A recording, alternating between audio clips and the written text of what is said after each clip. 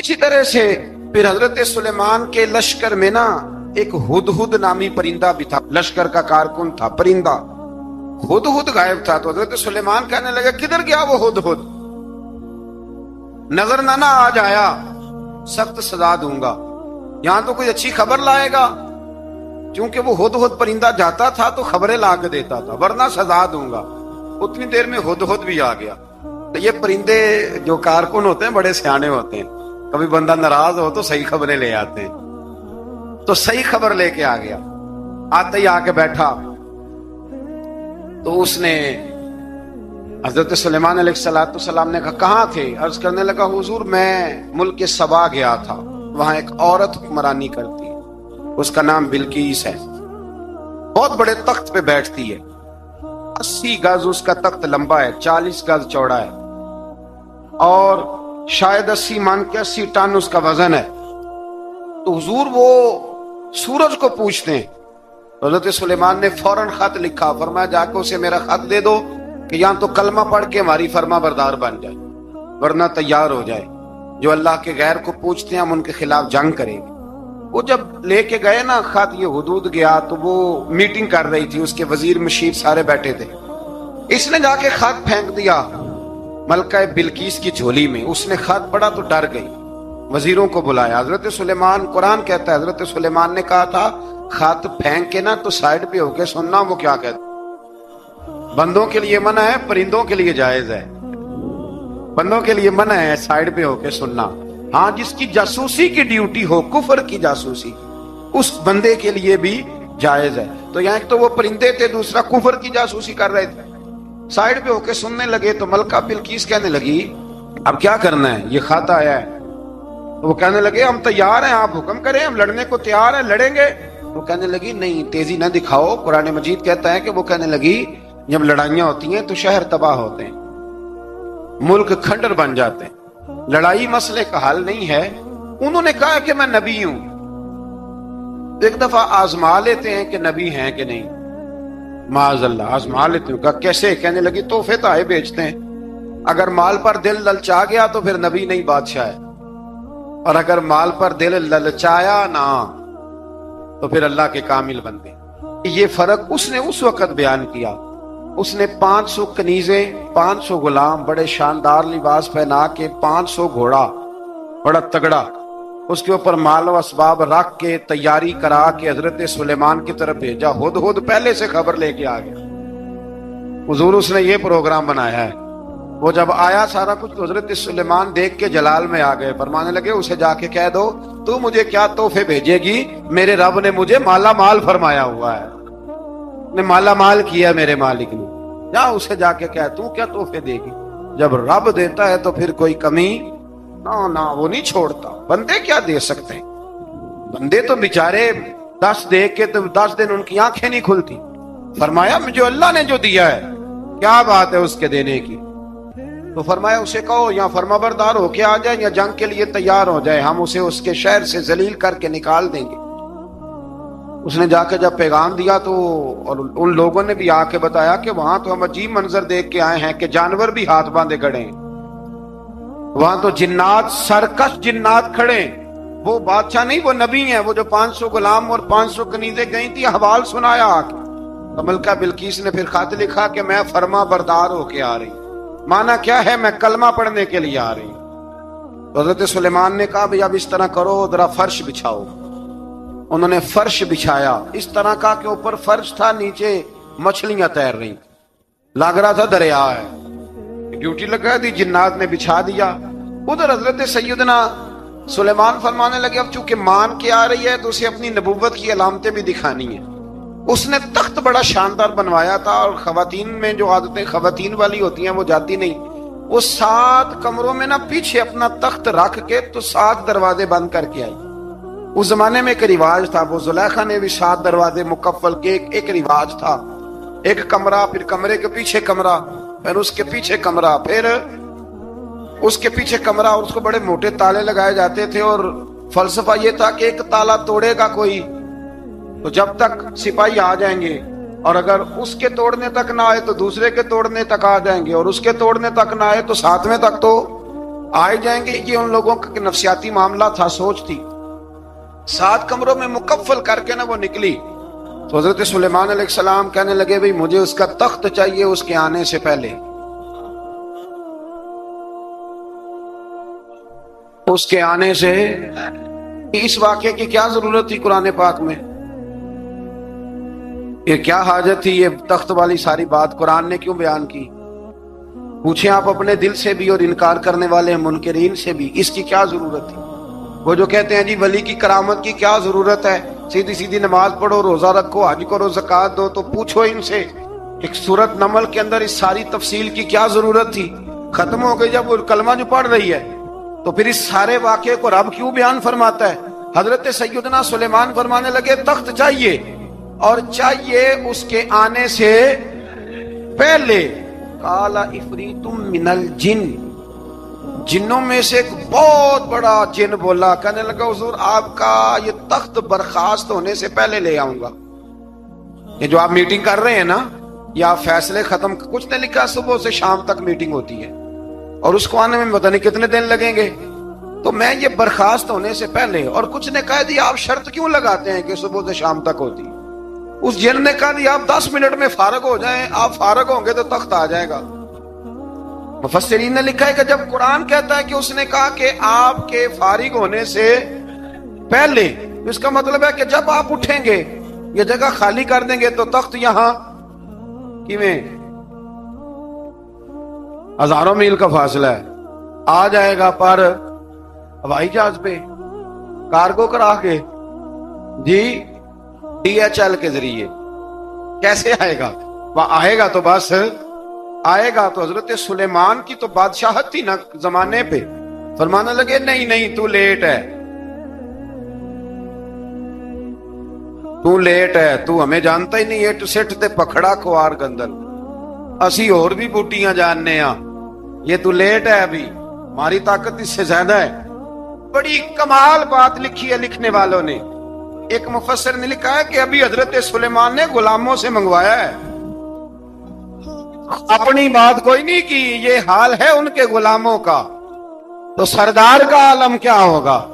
حضرت سلیمان کہنے لگے بھی جلدی جائیے. قال الذی عنده علم من الکتاب انا آتیک بہ قبل ان یرتد الیک طرفک. تو اٹھا ان میں سے وہ جس کے پاس کتاب میں سے علم تھا،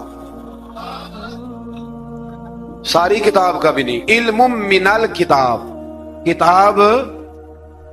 وہ اٹھے جن کے پاس کتاب میں سے علم تھا، تو وہ اٹھ کے کہنے لگے حضور میں لے آؤں گا. کب؟ آپ کے آنکھ جھپکنے سے نہیں، آنکھ جھپکنے سے. بندہ تھا جن تھا، جن کی تو بات مانی نہیں انہوں نے. کیا کہا؟ آنکھ جھپکنے سے، میں آنکھ جھپکنے سے پہلے لے آؤں گا. تو حضرت سلیمان کہنے لگے تو ٹھیک ہے چل لا پھر لا. پھر آنکھ جھپکنے سے بڑے ہی نہیں، پھر غصہ نہیں آتا ان پہ، پھر غصہ نہیں آتا.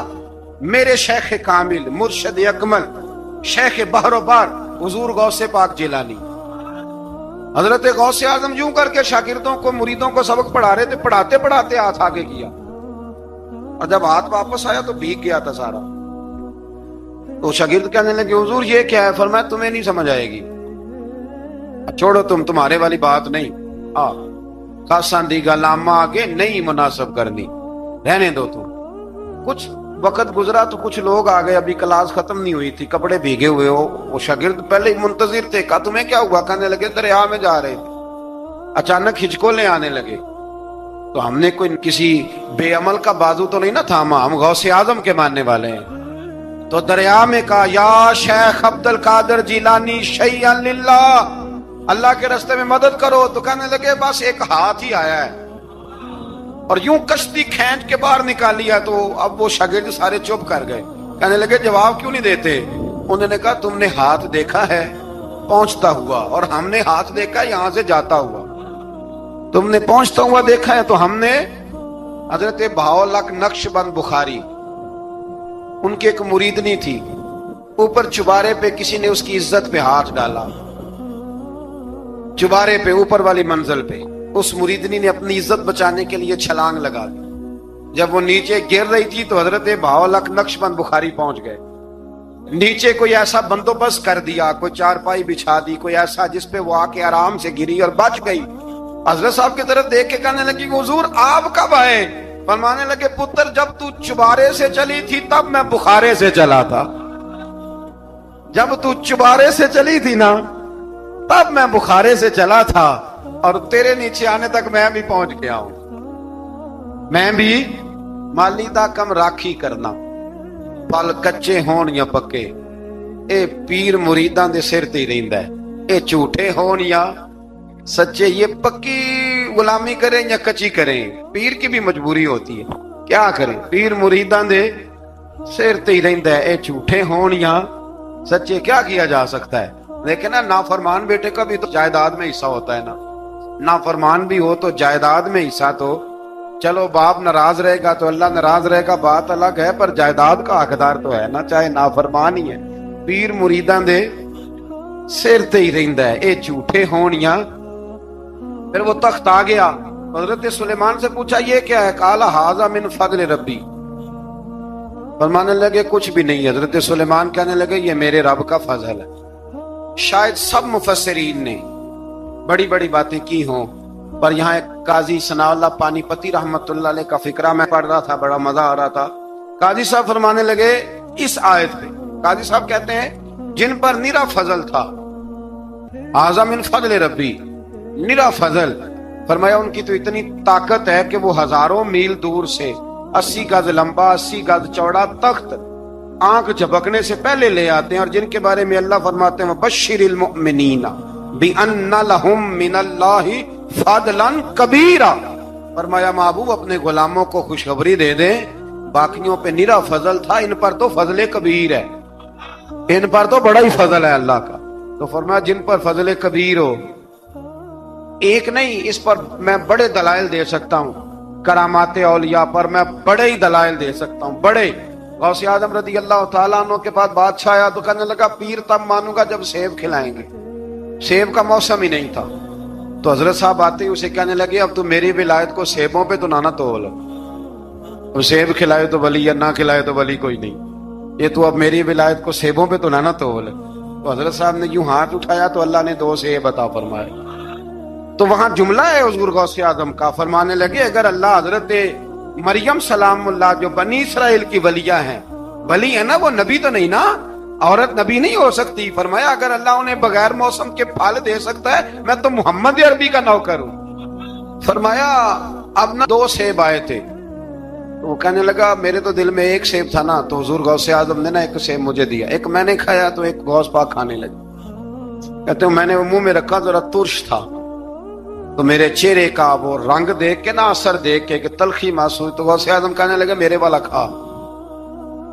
1 انہوں نے کاٹ کے ٹکڑا دیا، کہتے کھایا تو بڑا میٹھا تھا، تو میں نے کہا حضور آئے تو دونوں ہی غیب سے ہیں، تو آپ کے والا میٹھا ہے میرے والا کڑوا ہے، تو آپ فرمانے لگے آئے تو دونوں غیب سے تھے، پر ایک کو ذرا ظالم کے ہاتھ لگ گئے ہیں نا، اس کو تنبیہ بھی کر دی کہ ظلم سے باز آ جا، تنبیہ بھی کر دی، پر میں ہاتھ ظالم کے لگے اس لیے ترش ہو گیا، سیانا بن، 1 نہیں 20 درجنوں، لیکن پتہ نہیں کیوں لوگ اڑ گئے، پتہ نہیں کیوں کڑ کے آ گئے کرامت اولیاء کے معاملے میں بالکل۔ اور پھر کسی حدیث میں یہ نہیں آیا کہ اس زمانے میں ولی ہوں گے تو اس زمانے میں ولی نہیں ہوں گے، حضور نے فرمایا میری امت کبھی گمراہی پر جمع نہیں ہوگی۔ اقبال کہتے ہیں اولیاء کیا ہوتے ہیں؟ اولیاء کیا ہیں؟ جواسیس القلوب۔ اقبال کہتا ہے ولی کا بہت بڑا ولی تم نے دیکھنا ہو تو اسے دیکھو جو تیرے دل کا جاسوس ہے۔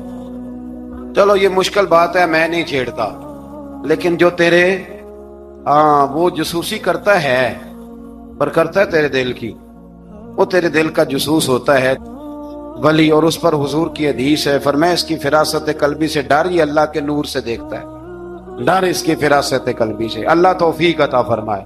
12 اس ولی کا نام تھا آصف بن برخیہ۔ آصف بن برخیہ جی حضرت سلیمان کے وزیر تھے۔ وہ آئی ملکہ بلقیس، اور جب وہ آئی نا تو اس نے دیکھا کہ یہ تو آگے سامنے حضرت سلیمان بیٹھے ہیں، اور جو رستہ ہے نا درمیان میں وہ فرش ہے کہ دریا ہے سمجھ نہیں آ رہی۔ تو اس نے نا اپنا یوں کر کے اوپر کپڑا اٹھانا شروع کر دیا کہ نیچے پانی ہے. حضرت سلیمان کہنے لگے چلتی آ, نیچے کچھ بھی نہیں. اس نے پیر رکھا, نیچے مچھلیاں بھی تیرتی جا رہی تھی. حضرت سلیمان علیہ الصلوۃ والسلام, آج بھی اللہ نے توفیق دی ہے نا, لوگوں نے اس طرح کی تعمیرات بعد میں کی ہیں, لیکن اس کے موجد, اس کے پہلے بنانے والے حضرت سلیمان ہیں. اللہ کی دی ہوئی توفیق سے تو وہ ملکہ آپ کے پاس آئی, پھر وہ آپ کی فرما بردار ہو گئی. اور بعد مفسرین نے یہ لکھا ہے کہ اس نے جب کلمہ پڑھا تو پھر اس کا نکاح بھی حضرت سلیمان سے ہوا. حضرت سیدنا لقمان اپنے بیٹے کو نصیحت کرتے ہیں, اور قرآن مجید نے سورہ لقمان کے اندر آپ کی ان نصیحتوں کا ذکر فرمایا ہے.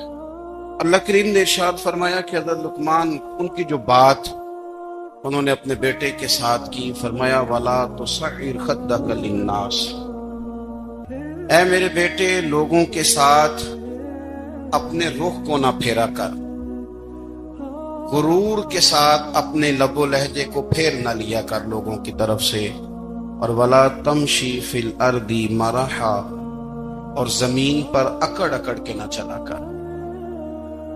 تکبر کے ساتھ اپنے لب و لہجے کو لوگوں سے پھیر نہ لیا کر, اور زمین پر اکڑ کے بھی نہ چلا کر. جناب لقمان اپنے بیٹے کو نصیحت فرما رہے ہیں, اور اللہ نے اس کا ذکر قرآن مجید میں فرمایا ہے. اسلام ہماری تربیت کرتا ہے ہر موقع پر, اور ہمیں اسباق پڑھاتا ہے زندگی ساری گزارنے کے لیے. انسان کی بات کا دوسرے پر بڑا اثر ہوتا ہے, لیکن اس کی بات کے ساتھ ساتھ اس کے لہجے کا بھی بڑا اثر ہوتا ہے.